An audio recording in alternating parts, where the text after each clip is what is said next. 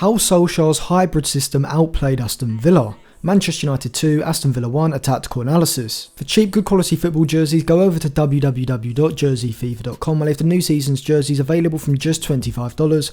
A link will be left in the description, and if you use a coupon code ATLANTISFOOTBALL, you'll get 5% off. So going into the game, Solskjaer lined up his side in what looked to be a 4-4-2 diamond system, with De Gea in goal, Bailly and Maguire the centre-back pairing, with Wan-Bissaka at right back, Shaw at left back, Fred playing as a single pivot in midfield with McTominay and Pogba either side of him, as Fernandes played at the top of the diamond, in behind a front two of Rashford and Martial. Dean Smith used his usual 4-2-3-1 shape with Martinez in goal, Konsa and Mings the centre-back pairing, as Cash started at right back, Target at left back, Douglas Luiz and John McGinn playing as a midfield double pivot, TRAORE played from the right of midfield, El Ghazi from the left, with Grealish playing in behind Watkins. So from the start of the game it looked like United were using a diamond shape when in possession. Fred retained a deeper central position, as McTominay and Pogba took up these wider midfield positions, as Fernandes was the point of the diamond. However, what we often saw from United was that in their build-up phase, McTominay would drop deep alongside Fred to create a familiar midfield double pivot that we often see in Solskjaer'S 4-2-3-1 system.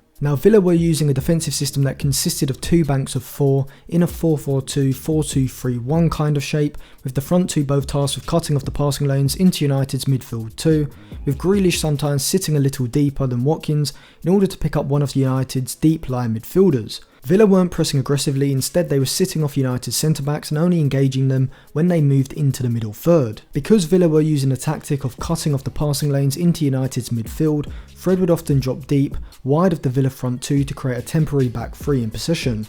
This was a tactic that I discussed United using in my analysis of their 1-0 victory over Wolves, which you should check out after this video. It will be linked in the description below and in the eye above. But basically this movement from Fred gives United a wider base to circulate the ball across the back line, and therefore it becomes easier to work the ball out around Villa's front two into the middle third. United's diamond system in possession would become a 2-4-2-2 kind of shape, with McTominay and Fred creating a double pivot in the deeper midfield area, with Fernandes and Pogba also creating a kind of advanced midfield double pivot, with both players positioned between the lines in the half space. This was effective as it stopped Villa's press being as vertically compact, as if McGinn and Luiz pushed up the pitch to press Fred and McTominay to allow Grealish and Watkins to then press the centre-backs, then Pogba and Fernandes would have had space between the lines, which is why we saw McGinn and Luiz sitting deeper, with Villa now allowing United's deeper players more time on the ball as a result. When in possession, Villa did use a 2-4-3-1 shape, with Douglas Luiz often dropping deep to receive the ball off the centre-backs in the build-up phase, whilst McGinn would retain a slightly higher position in midfield. It seemed like Villa were looking to play out from the back, but United did an excellent job of preventing this. The front three in the 4-4-2 diamond were positioned higher to press Villa man-to-man in their defensive third. See here, Fernandes is on Luiz, whilst Rashford and Martial are ready to press the centre-backs. When the ball gets shifted out to the left-back target, McTominay is quick to aggressively push up the pitch in order to prevent Villa playing around the front three. This in turn forces Mings to play a long ball forward to Watkins to bypass United's press, but Bailly and Maguire often did a great job of winning the aerial duels, and therefore most of the time this just gifted possession back to United. When Villa play out of the defensive third, we saw United's diamond shape morph into a 4-2-3-1, with Rashford, Fernandes and Pogba playing as the three behind Martial at times, giving this United system a more conventional look in terms of Solskjaer'S usual defensive system. Fernandes or Pogba on occasion would sit centrally to cut off the passing lane into Luiz, whilst McTominay was ready to push up onto McGinn if needed. United's midfield retained a narrow shape, cutting off the passing lanes into Villa players between the lines, and this is why we began to see Grealish drifting out to the left side in order to find space to get on the ball. This was also why Villa were funneling their attacks down the channels, and particularly from the right side, would look to use deep crosses as a way of creating chances for Watkins. Though United's centre-backs, especially Bailly, were very good at getting their positioning right from these crosses, being aware of Watkins' movements, and then also winning the aerial duels. United dominated possession in the first 15 minutes, with Villa sitting off, but after that, Villa seemed to be able to retain possession a lot better. This did actually benefit United though, as it meant that when there was a turnover in possession, because Villa's midfield was higher up the pitch, there was more space for United to counter into, with Rashford, Fernandes, Pogba and even McTominay leading breaks at times with runs from deep through the centre of the field. This led to United getting into a lot of these sorts of positions where Fernandes or Pogba were running with the ball straight onto Villa's back line, and because United were playing with a front two most of the time in attack, Villa's centre-backs often had the dilemma of both Martial and Rashford making runs wide of them. I thought United's ball progression down the right side was the best it's been in any game this season. Usually we see that when the ball is shifted out to Wan-Bissaka, he often doesn't have the dribbling ability to progress the play quickly, or the players supporting him in the channel to link up effectively. However, what we saw in this game was that Rashford was playing as a right forward, right winger hybrid almost, as he would often drop into the half space as a conventional winger would, and with Fernandes also drifting over to this side, this enabled United to work the ball down the right channel into a number of good positions, and this is where the first goal came from. Rashford playing in that right forward, right winger hybrid position has drifted out to the right flank, which has dragged Target up the pitch with him. Wan-Bissaka cleverly sees a space open up, and rather than making an overlapping run around Rashford, he makes an underlapping run off the back of McGinn and El Ghazi. Rashford's first time flick inside is excellent, and Wan-Bissaka makes a powerful run down the line to get into this position. Now here we have often seen Wan-Bissaka's end product let him down, but he picks a perfect cross. He could whip the ball in between the goalkeeper and centre back, but Martial has held his run, so Wan-Bissaka plays the ball in front of Konsa, who doesn't get tight enough to Martial, whose movement is very intelligent, and because the ball has enough pace on it, he only has to flick it on to put it past Martinez and give United the lead. So going into the second half, we did begin to see Villa pressing a lot higher up the pitch to try to win the ball back in United's half. Here we see Douglas Luiz making a movement forward to apply pressure as Wan-Bissaka looks to play a pass into Fred.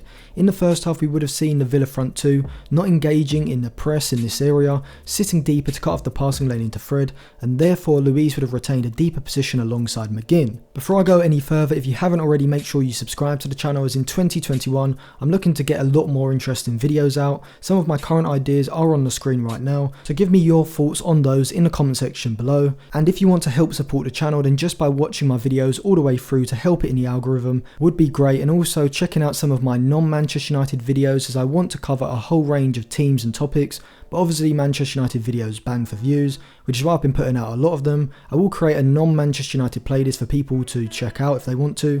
That will be linked in the description below with some others as well. And also download the Flick app, join my group chat on there, and follow me on Instagram and Twitter for more content. Villa did get an equalizer, which didn't stem from a tactical error on United's behalf. Instead it was a combination of individual errors. A free kick is given and Wan-Bissaka, instead of getting back in position straight away, he makes a rookie error of continuing to argue with the ref. McTominay should recognise this and move over to cover this space, but doesn't, which allows McGinn to release Grealish down the left. Pogba should be tracking Luiz's run into the box, but doesn't, which means that when Shaw moves out towards him, he leaves TRAORE free at the back post, who controls Grealish's pass well, and he's shot deflecting off Maguire to make it 1-1.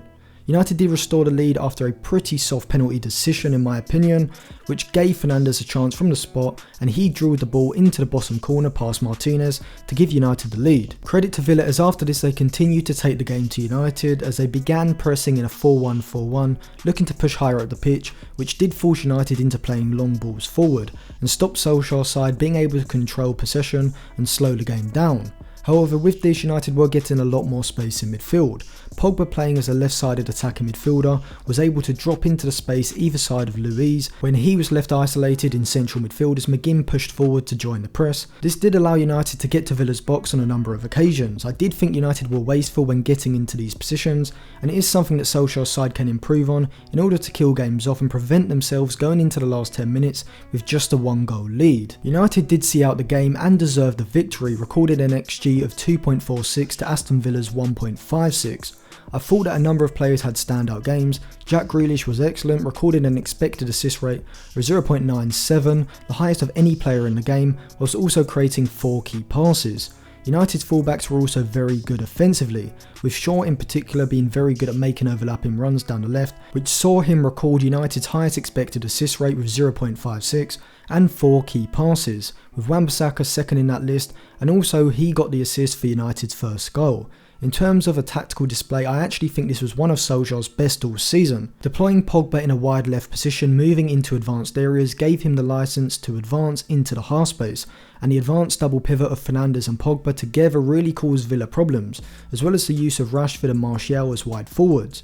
It's hard to really pin down this system, as certainly out of possession it was a 4-2-3-1, but in possession we did see United's shape alternate from a diamond midfield to more of a 2-4-3-1 shape, which we usually see them using in the 4-2-3-1 system. I may do future videos analysing what I think the best system is for Solskjaer to use going forward for the rest of the season, and whether my opinion on Solskjaer not being the right long-term option for United has changed. But if you want to see those videos, you're going to have to subscribe if you haven't already, download the Flick app and join my group chat on there, and for more content you can follow me on my socials as well, and check out some of my other videos linked in the description below and on the end screen after this video.